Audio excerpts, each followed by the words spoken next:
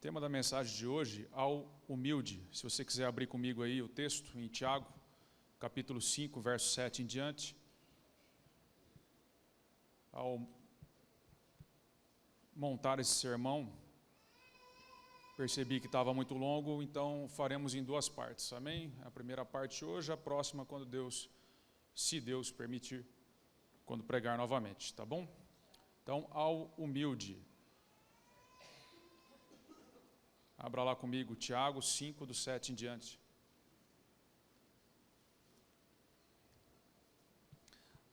A carta do apóstolo Tiago é um hino à humildade, porque ela nos ensina a sermos humildes diante de nós mesmos, diante do outro, diante da vida e diante do próprio Deus. O versículo que salta aos olhos na carta do apóstolo é: mas ele nos dá cada vez mais graça. Por isso diz: Deus resiste ao orgulhoso, mas dá graça ao humilde. Tiago aqui citando Salomão em Provérbios.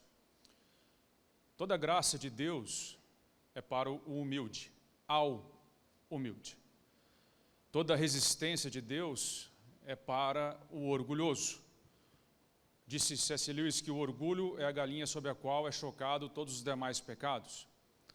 Disse Andrew Murray que a graça a humildade é o único terreno no qual a graça de Deus enraiza.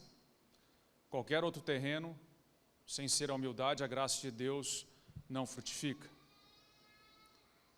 O pecado do orgulho é a galinha sobre a qual todos os demais são gerados. Qualquer outro pecado vai encontrar sua raiz no orgulho. Qualquer tipo de bênção, qualquer tipo de coisa boa que possa existir, vai encontrar terreno na humildade. O nosso coração precisa ter o terreno da humildade para que a graça possa enraizar. O problema da igreja, ao longo dos anos, você vai percebendo que vai tratando a questão da humildade e do orgulho como uma questão moral. Então, a humildade é uma virtude e o orgulho é uma falha moral. Mas não é apenas isso. É mais que uma questão moral. O orgulho é morte. O orgulho é o próprio inferno. O orgulho é separação de Deus. Deus resiste ao orgulhoso. É separação de Deus, não é uma questão apenas moral. Por outro lado, a humildade não é apenas uma virtude, a humildade é vida, é o próprio céu, é presença de Deus, é nos tornarmos como Jesus é, manso e humilde. Deus dá graça ao humilde. Quanto mais orgulho temos em nosso coração, mais da antiga serpente está em nós. Quanto mais temos de humildade no terreno do nosso coração, mais do Cordeiro que está vivo temos em nós. Porque ele é manso e é humilde.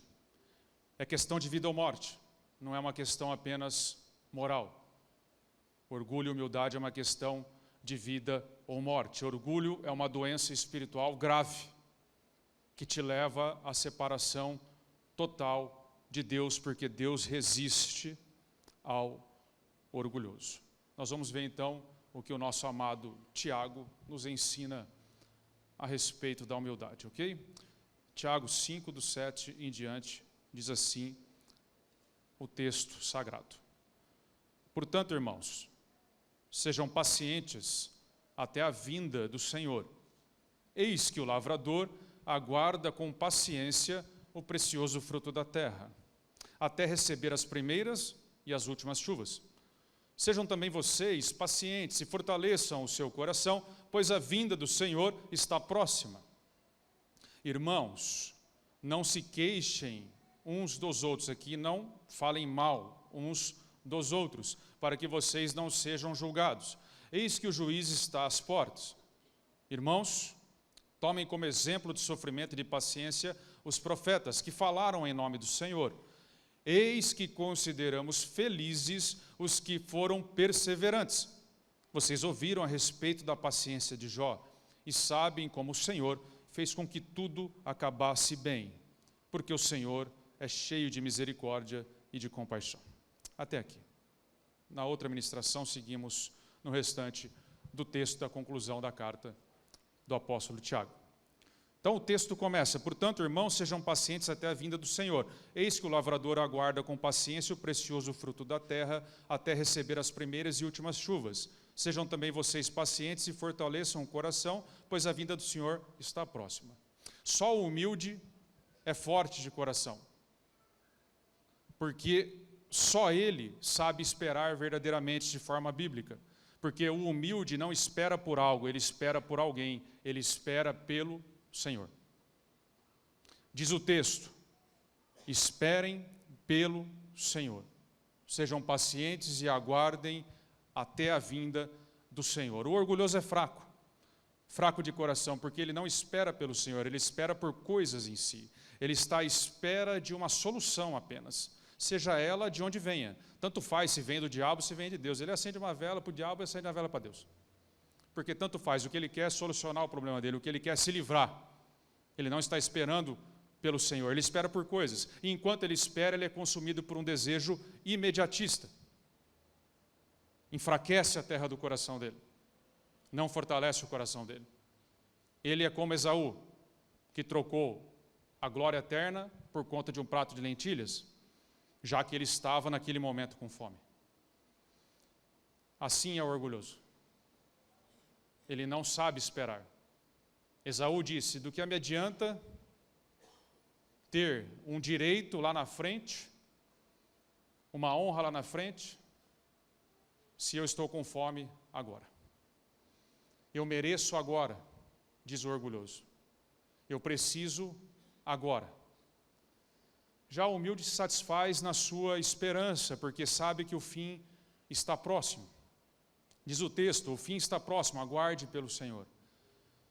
O humilde sabe que ele está passando rápido, sabe que as suas conquistas, que ele passará mais rápido que as suas conquistas, por isso ele não espera por coisas. Tiago diz que nós somos como um sopro, que passa rápido.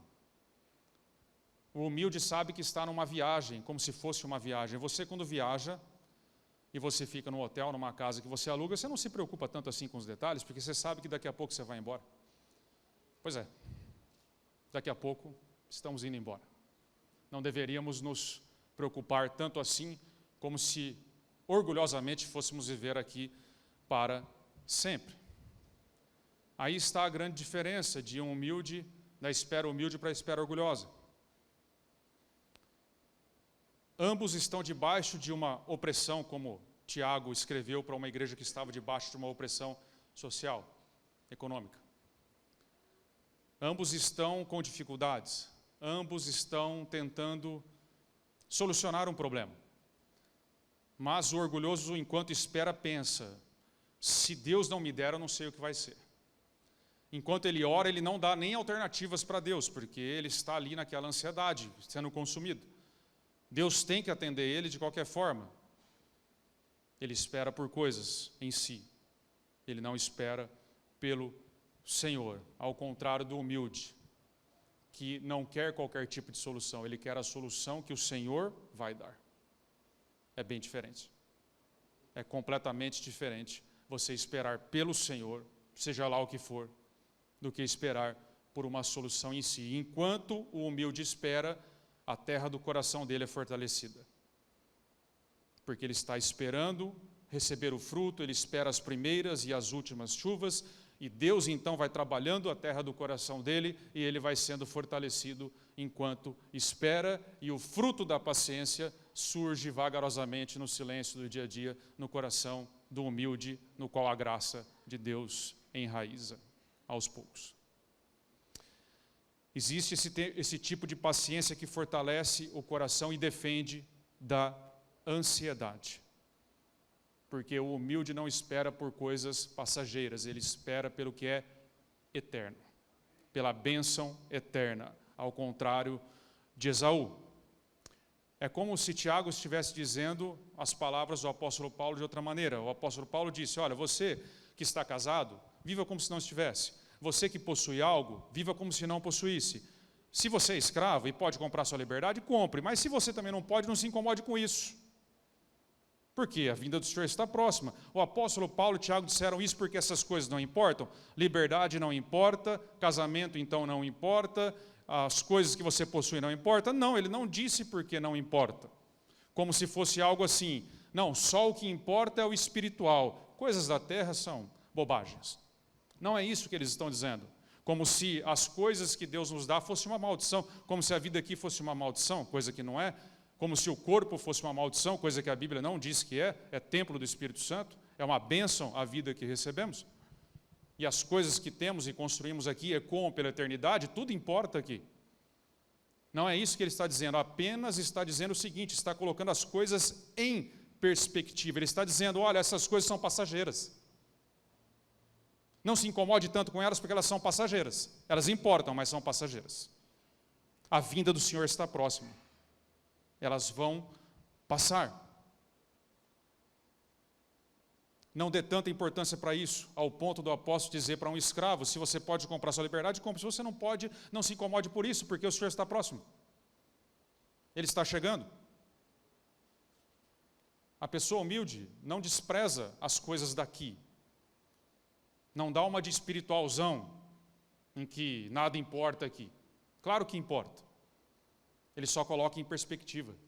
O coração humilde entende que a perfeição completa só será encontrada e resolvida na vinda do Senhor. Ele sabe que ele pode receber uma casa perfeita aqui, que ele pediu tanto a Deus, e está tudo certo. Só que o coração humilde sabe que, passados alguns anos, essa casa não vai ser tão perfeita assim. Porque as coisas morrem nesse mundo. Até mesmo os lugares morrem nesse mundo caído. Daqui a pouco não é mais perfeito. Daqui a pouco você passa na frente daquela casa e aquilo que fazia aquela casa tão especial já não mora mais lá, talvez. Os lugares morrem. Porque esse mundo é assim.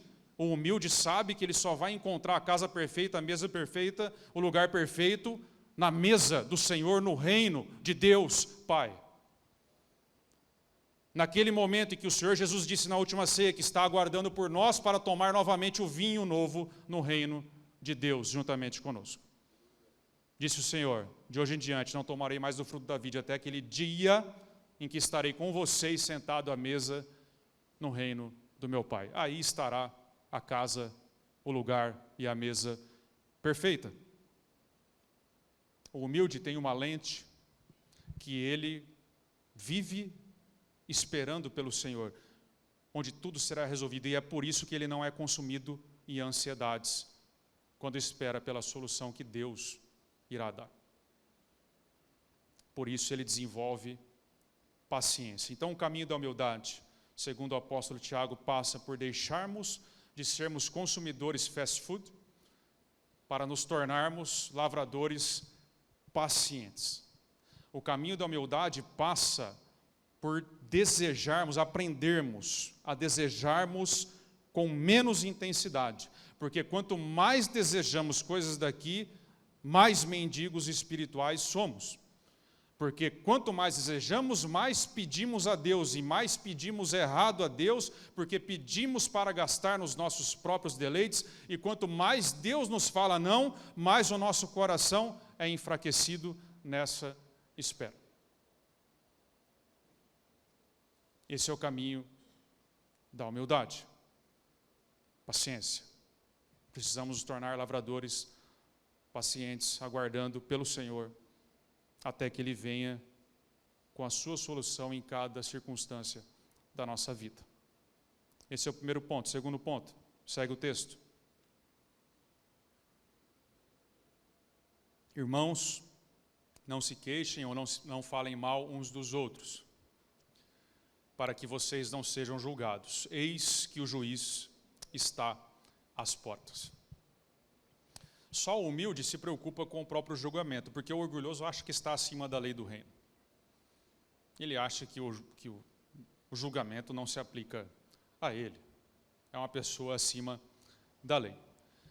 Muitos vão entender esse texto, o juiz está a portas, como uma advertência de que, olha, um dia lá na frente, né, vai acontecer um juízo, e vai mesmo.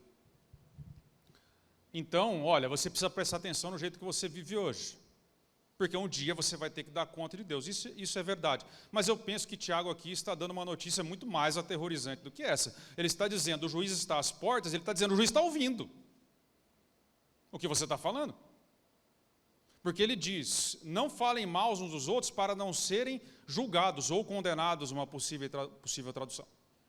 Já, não depois, agora.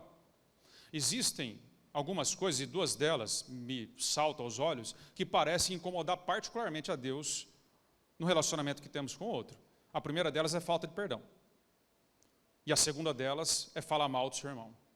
São coisas que parece que Deus não espera para julgar e condenar. O próprio Senhor Jesus destacou muito isso quando ele disse, se você não perdoa o seu irmão, Deus também não te perdoa. Não é que Deus não vai te perdoar, Deus não te perdoa.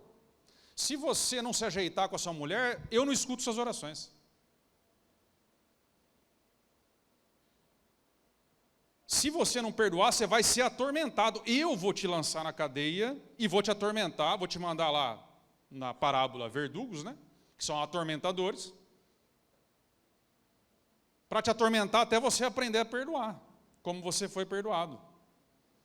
Então, essa é uma lei do reino, uma base da lei do reino, que é inegociável. Sem ela, não tem, eu diria que é um pré-requisito, não tem como. É aquela história, né? O cristão que perdoa é feliz. E o cristão que não perdoa não existe. Não tem. Porque Deus também não perdoa. E se você não é perdoado por Deus, você não é filho de Deus. A segunda coisa que incomoda demais a Deus, ao Senhor, é falar mal do outro. Jesus disse o seguinte, lá no Sermão do Monte, não chame o seu irmão de idiota. Uma palavra hebraica lá, raká. Tolo. Porque se você fizer isso, você está sujeito, olha as palavras do Senhor, a juízo do fogo do inferno. Por toda a palavra nós vemos advertências contra falarmos mal uns dos outros. Existe algo no relacionamento entre os irmãos que é muito importante para um pai. Deus não abre mão disso, nós deveríamos cuidar melhor dessas relações.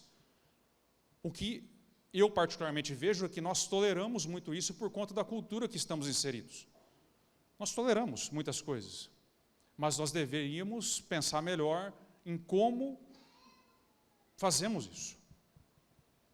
Nós somos exortados a preservar a imagem do nosso irmão, a não fofocar sobre o nosso irmão, a não incendiar o bosque, não xingar, não denegrir, porque somos irmãos, filhos do mesmo pai.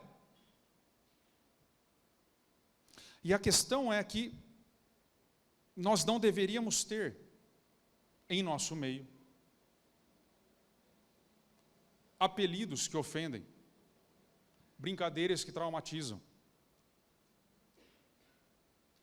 Não deveria haver o que chamamos de bullying em nosso meio.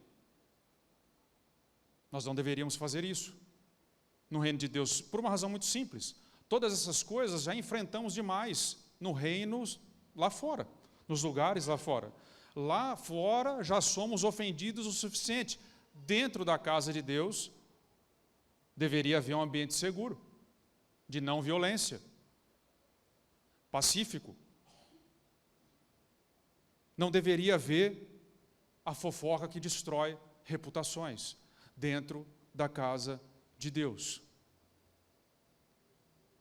Nada pior, irmãos, preste bem atenção nisso, porque Deus deu importância particular a isso.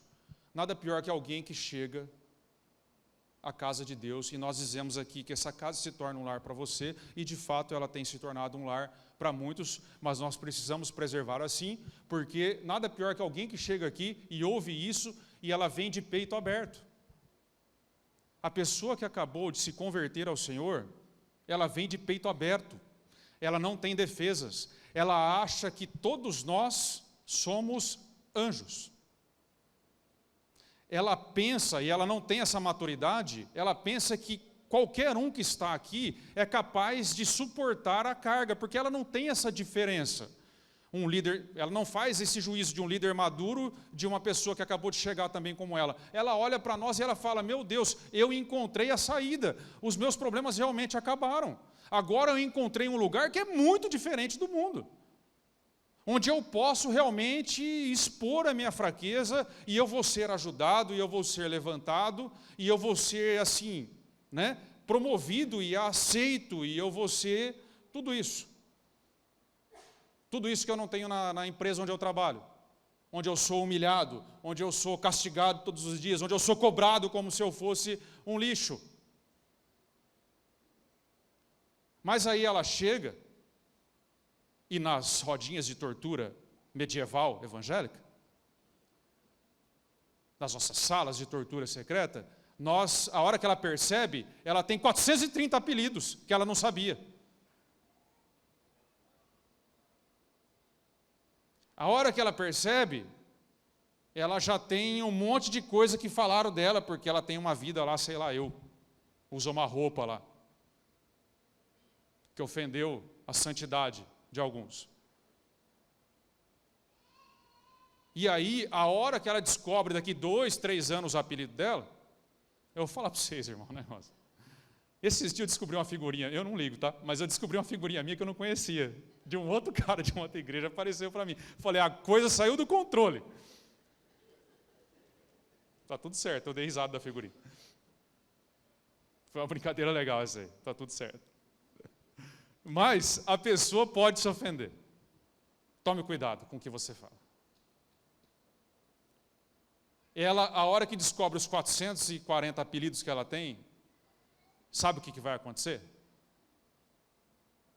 Se ela não foi tratada ainda, ela vai perder a fé. Você vai levar essa pessoa, você vai ser culpado. Você vai ser culpado diante do Senhor por ter desviado essa pessoa. Porque ela vai olhar e falar: meu, acabaram minhas esperanças. Eu achei que aqui era diferente, mas está todo mundo dando risada da minha cara. Está todo mundo falando mal de mim por trás. Aí a pessoa começa a ligar os pontos, né? Pô, aquele dia que eu cheguei foi assim e tudo mais, tal. Irmãos, nós somos chamados para promover um ao outro. A língua é pior que o próprio inferno, segundo Tiago, porque ela incendeia tudo. Aquele que vive falando mal do outro, incendeia a si mesmo com o fogo do próprio inferno, segundo Tiago. E não só ele, mas toda a congregação. Ele jorra água amarga de uma fonte que ele papagaia por aí que é doce, que parece que é doce. Não deveria ser assim. Quem vive na prática de falar mal do outro, de destruir o outro, deveria se lembrar que o juiz está às portas. Ele está ouvindo o que está acontecendo e ele está condenando isso.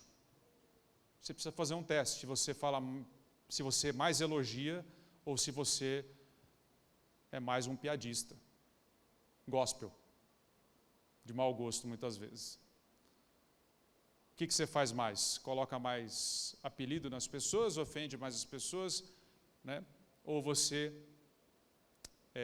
elogia mais os seus irmãos? É um bom teste para a gente fazer. É óbvio que nós temos um Deus que é um Deus de alegria, é óbvio que nós temos um Deus que é um Deus que ama ambientes alegres, e nós somos uma igreja, graças a Deus, muito alegre. Por onde nós andamos, em todas as células, realmente há muita alegria, isso é muito bom. Nós precisamos simplesmente avaliar se nós não estamos ofendendo ninguém, se está engraçado para nós, se não está engraçado para o outro.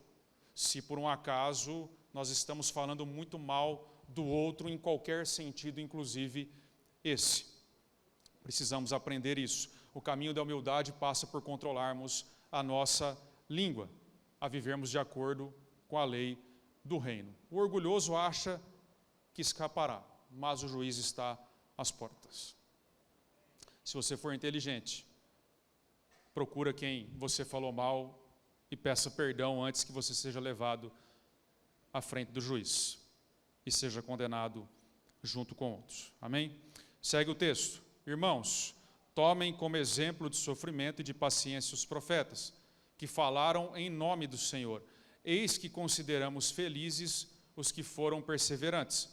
Vocês ouviram a respeito da paciência de Jó, e sabem como o Senhor fez com que tudo acabasse bem, porque o Senhor é cheio de misericórdia e compaixão. Somente os humildes perseveram. O orgulhoso acha que não merece passar por aquilo e desiste. Ele simplesmente abandona a corrida, o bom combate da fé. Como diz o texto aí, como sabemos, Jó é o rei da perseverança, porque além de tudo que ele passou, que nós já sabemos, enfermidades terríveis, perdeu tudo que tinha, perdeu todos os seus filhos, uma tragédia assim inimaginável, né? Mas além de tudo isso, ele tinha uma mulher daquelas, braba, aquela de Provérbios, que é aquela goteira que fica pingando dentro de casa. É essa a mulher que Jó tinha. Porque no auge da sua dor, quando ele mais precisava dela, o que ele ouve da sua mulher? Se ainda se conserva íntegro, amaldiçoa esse seu Deus e morre.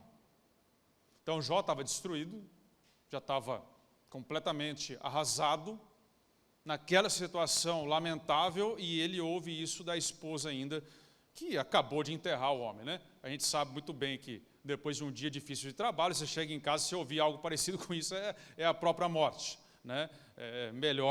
Era melhor não ter voltado para casa, como disse o Luiz semana passada aqui. Né? É terrível quando acontece isso, e ele ouviu isso. Mas a pergunta é, você conhece gente assim? Porque a mulher de Jó é uma orgulhosa, no final das contas, porque o orgulho é a galinha sobre a qual é chocado todos os demais pecados. Não é que ela é só uma má esposa, é que ela é orgulhosa antes, por isso que ela é uma má esposa. O orgulhoso, conhece gente que quando está no meio da dor, naufraga na dor? Então está doendo muito, aí a pessoa, ao invés de enfrentar, naufraga. Conhece pessoa que na dificuldade abandona a fidelidade? Ela abandonou Jó, né? A fidelidade, a aliança do casamento. Opa! Tem um imã aqui, ó. Colocaram o microfone em mim e grudou. Conhece pessoa assim? Que na dificuldade abandona? Conhece pessoas que são tão orgulhosos que enxergam a dor como injustiça de Deus e aderem à revolta? E eu atendo constantemente pessoas assim. A dor é muito grande. É muito grande a dor. E aí a pessoa, ao invés de enfrentar isso debaixo da graça de Deus de uma forma humilde, ela de forma orgulhosa adere a uma revolta. Conhece pessoas que quando estão feridas, quando estão na dor, fere também com palavras, porque estão decepcionados? Orgulho. Pessoas que são orgulhosas demais para lutar na arena que Deus colocou elas. Pessoas que acham que não mereciam ter que lutar naquele lugar, que nunca estão lá quando precisamos delas. E também nunca está lá quando Deus precisa delas, como Jó estava quando Deus precisou, porque ele estava ali desafiando o próprio diabo. E Jó aponta para Cristo ferido, quase morto, desprezado por todos, mas fiel, assim como no deserto enfrentando o próprio Satanás, para mostrar para ele que vale a pena servir ao Deus vivo. Na dor profunda é que se revela o orgulhoso, porque o orgulhoso vai dizer, do que adianta servir a Deus, se manter íntegro? De que adianta servir esse Deus? Se Ele está fazendo você passar por isso. Percebe que o orgulhoso revela aí quem ele é, porque na verdade não era amor. Não era por amor que ele servia a Deus, ele só estava fazendo um favor para cobrar depois, era adiantamento, para cobrar com juros e correção monetária depois. Assim era a mulher de Jó, que representa todos os crentes, todos os cristãos, todos os discípulos orgulhosos. Deus te pergunta quem é você diante da dor. humilde e perseverante como Jó, ou um orgulhoso catastrófico como a mulher dele, que não espera pelo Senhor, mas espera por uma solução? Orgulhosos, catastróficos, gente que diante da dor desespera, perde o controle, abandona tudo, não tem a paciência de aguardar por Deus. O orgulhoso catastrófico é terrível, mas pior ainda é o outro extremo, que é o orgulhoso extremamente positivo. Esse tipo de orgulhoso se assemelha aí aonde o texto segue, são pessoas que fingem que o problema não existe, pessoas que minimizam. Então você está passando uma desgraça e a pessoa sempre minimiza o que você está passando. Ao contrário da mulher de Jó, tem palavras muito mansas. Acha que pode mudar a realidade só com as suas palavras muito bonitas. É aquela pessoa que está no velório, o seu pai morreu, e ela está no velório, ela está dizendo para você assim, você está lá em prantos, e ela está dizendo, não chora, está tudo bem.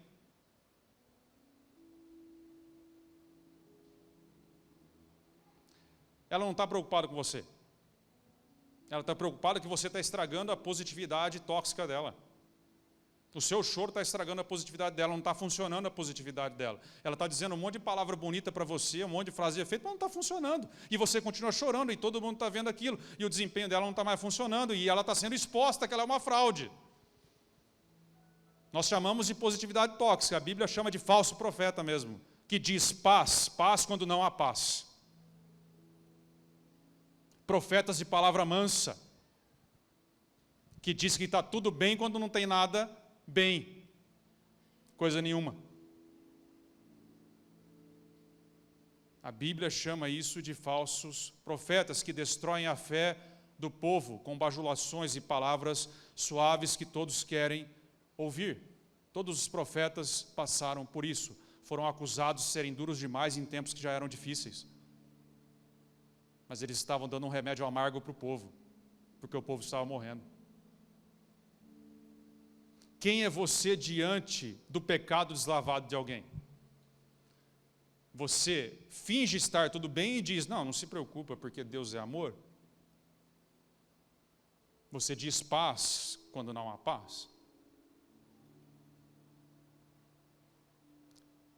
Pecado é um negócio complicado, porque pecado não é o que nós classificamos como pecado. Pecado é o que Deus diz que é pecado, porque é Ele quem define o que é vida e o que é morte. Nós querermos definir o que é pecado não passa de orgulho da nossa parte.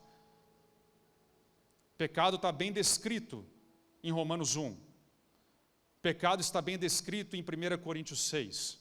Mídia, por favor, coloque na descrição do vídeo Romanos 1 e 1 Coríntios 6. Ali está o que a comunidade considera pecado. Não há paz para quem vive na prática do que ali está descrito.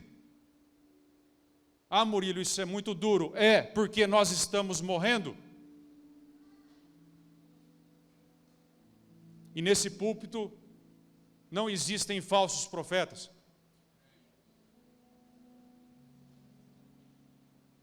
É exatamente isso. Os verdadeiros profetas, que eu não ouso me comparar com eles. Os profetas que eu estou falando aqui, eu estou falando dos profetas do Senhor, que vieram ali no Antigo Testamento. Eu não tenho nada deles. Eles são muito melhores que eu. Mas eles não tiveram vida fácil, porque eles eram acusados de ser muito duros, em tempos que já eram difíceis, como Jeremias. Jeremias acusou o pecado do povo e ele não recebeu nenhuma honra, não. Ele foi jogado no poço, porque ninguém aguentava mais ouvir. Jeremias está dizendo, não tem solução, o povo irá para o cativeiro por 70 anos. E os falsos profetas diziam, não, que isso, Deus é amor, Deus ama o seu povo. E ele está dizendo, não tem jeito, preparem-se, porque o juízo já está a caminho, esse mundo já está condenado. Deus já condenou esse mundo. Se você não estiver em Cristo, você será condenado junto com Ele. Se você não sair da Babilônia, você será condenado com Ele. Se você continuar na prática do seu pecado, você será condenado junto com esse mundo. Se você não estiver na arca, que é Cristo, você sofrerá o juízo de Deus mais uma vez. Não existe paz para quem está na prática do pecado. Não existe. Não existe paz. Os profetas passaram por isso. Eles eram perseguidos pelos reis. Eles tinham que encarnar a própria profecia. Lembre-se de Oséias, que teve que casar com uma prostituta para provar para Israel que era adúltero. Isaías teve que andar nu para mostrar a nudez de Israel. Ezequiel teve que fazer suas refeições usando excremento humano como combustível, para mostrar a impureza do seu povo. Assim viviam os verdadeiros profetas. Mas eles mantiveram-se perseverantes, mesmo diante das críticas e das perseguições. É a pergunta que Deus te faz: quem é você diante da dor das críticas, diante do medo de não ser aceito? Você se torna um falso profeta? Em que você diz, não, Deus é amor, para que você seja aceito? Para que você não tome um processo? Para que você não seja arrastado à prisão? Para que você, enfim, tenha alguma vantagem? Ou nós vamos nos inspirar nessas colunas de Deus que vieram antes e falar a verdade para um povo que está morrendo, para um mundo que está morrendo? O povo de Deus vive para sempre. O mundo está morrendo. É aí que se revela quem nós somos. Nós não podemos nos tornar um falso profeta e nem podemos nos tornar um profeta do caos como a mulher de Jó. Nós precisamos ser profetas do Senhor, porque o caminho da humildade passa por perseverar diante da dor e das críticas, como os profetas de Jó passaram. Já o orgulhoso abandona Deus e a sua palavra eterna. Jó e os profetas apontam para Cristo. À beira da morte, desprezados, criticados, mas fiéis, humildes e perseverantes. Disseram palavras duras, porque precisavam apontar o erro do povo. Eles não se preocuparam com a própria reputação. Todos eles representam aquele que aceitou a pior das missões sem abrir a sua boca, carregar os nossos fardos. Jesus Cristo, o justo, como uma ovelha muda, sem reclamar. O Rei do Universo cumpriu e aceitou a sua humilde missão. O que é ser humilde então, meus irmãos?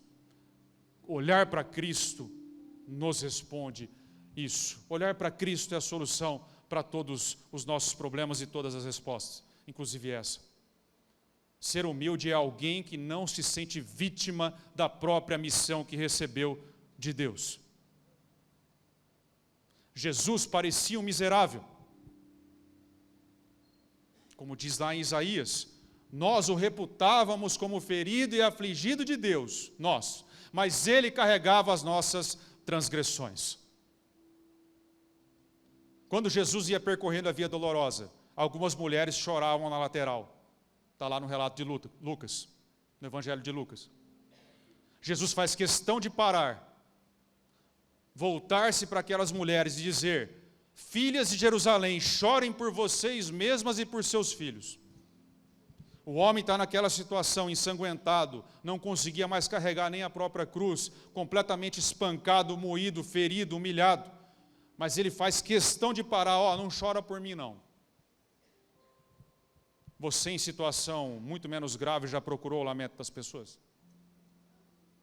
Mas Jesus fez isso por quê? Porque ele é orgulhoso?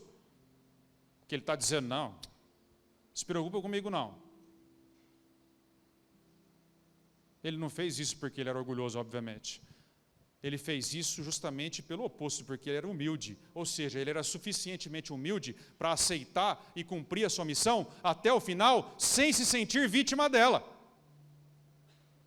Jesus não se via como um coitado abandonado, condenado por Roma e pelo Sinédrio, que foi abandonado por todos. Não, ele sabia que carregava nossas transgressões. Olha, chore por vocês e pelos seus filhos. Eu estou carregando a transgressão de vocês. Eu estou voltando para onde eu devia estar. Eu sei de onde eu vim, eu sei o que eu estou fazendo, eu sei para onde eu estou indo.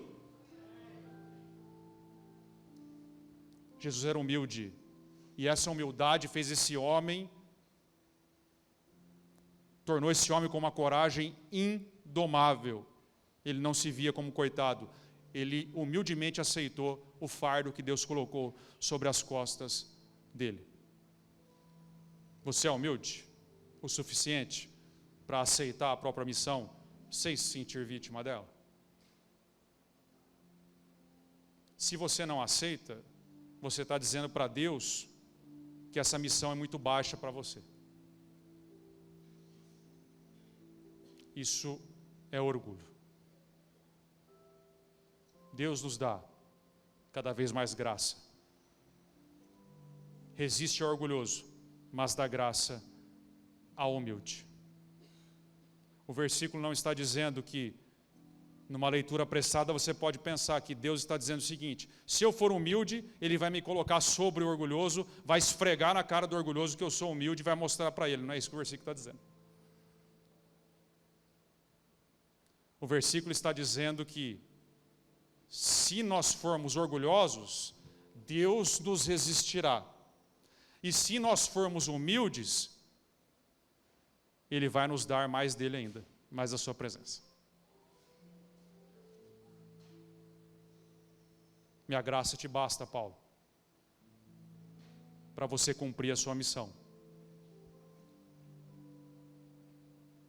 Não é só questão de virtude, não é uma questão moral. É vida ou morte. Sermos orgulhosos ou sermos humildes. E o texto termina dizendo que tudo terminará bem para o humilde, porque Deus é cheio de misericórdia e de compaixão. O humilde, na sua missão, ainda que oprimido, tem paciência para esperar pelo Senhor. Ele segura sua língua e ele persevera até o fim, como os profetas e como Jó, aceitando humildemente a missão que Deus colocou sobre os seus ombros. Amém? Fique de pé, vamos orar.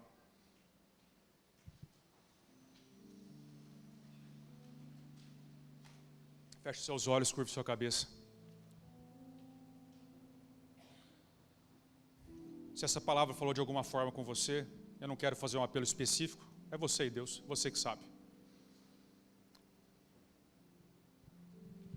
Põe a mão no seu peito, entregue seu coração a Deus se assim você desejar. Senhor, nós queremos orar humildemente a Ti, Senhor. E nós queremos pedir, tem misericórdia. Senhor, como temos sido orgulhosos. Nos perdoa, Senhor. Queremos pedir, Senhor, que o Teu Espírito Santo possa, de fato, nos guiar em todas as coisas. Nos dá um coração igual ao Teu, Senhor Jesus. Manso e humilde, obediente a Deus. Para que tudo termine bem conosco. Para que tudo vá bem conosco. É assim que nós oramos, Senhor. E te agradecemos em nome de Jesus. Amém e amém. Amém, irmãos?